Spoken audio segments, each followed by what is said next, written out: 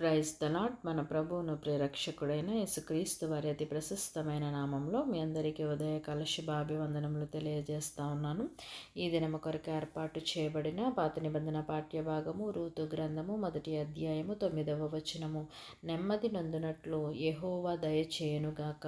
ఈ వాక్యమును మనము గమనించినట్లయితే తనని వెంబడిస్తున్న తన ఇద్దరు కోడళ్ళైన వార్పా రూతులతో నయోమి ఈ మాటను పలికినట్లుగా మనం చూస్తూ ఉన్నాము.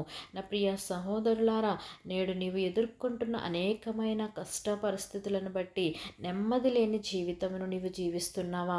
అయితే నెమ్మది దయచేయగల దేవుణ్ణి నీవు ఆశ్రయించినట్లయితే నీకు నెమ్మది లేకుండా చేసే ప్రతి అననుకూలమైన పరిస్థితిని దేవుడు తొలగించి నీ హృదయమునందును నీ కుటుంబమునందును గొప్ప నెమ్మదిని దయచేస్తానని ఈ యొక్క వాక్యము ద్వారా మాట్లాడుతూ ఉన్నాడు. నా ప్రియ సహోదరులారా, దేవుడు మనకు నెమ్మది దయచేయాలంటే మొదటిగా మనము దేవుని వాక్యమును ఆశ్రయించాలి. ఆయన వాక్యమే మనల్ని బ్రతికిస్తుంది కనుక మనం ఆయన వాక్యమును ఆశ్రయించే వారముగా ఉండాలి. రెండవదిగా మనం ఆలోచన చేసినట్లయితే మనము ప్రార్థనను ఆశ్రయించాలి. నిత్యము మనము నెమ్మది కలిగి జీవించినట్లుగా మనము ప్రార్థన చేయాలని దేవుని యొక్క వాక్యము సెలవిస్తోంది. మూడవదిగా మనం ఆలోచన చేసినట్లయితే మనము పరిశుద్ధతను ఆశ్రయించాలి.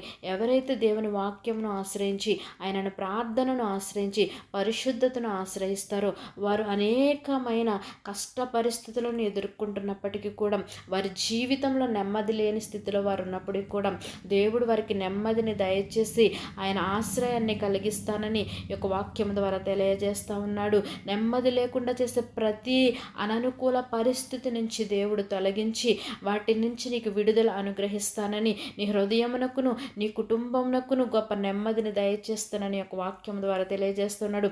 దేవుడు అనుగ్రహించే ఆ నెమ్మదిని నీవు నేను పొందుకునేలాగున అట్టి కృప పరిశుద్ధాత్మ దేవుడు మనందరికీ అనుగ్రహించునుగాక. తలలు వంచి ప్రార్థనలు ఏకీభవించవలసిందిగా కోరుచున్నాను.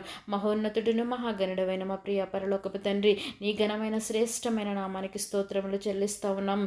నీవు దయచేస్తే నెమ్మదిని మేము పొందుకోవాలంటే నీ వాక్యాన్ని ఆశ్రయించాలని, ప్రార్థనను ఆశ్రయించాలని, పరిశుద్ధతను ఆశ్రయించాలని వాక్యం ద్వారా మాట్లాడి ఉన్నాము.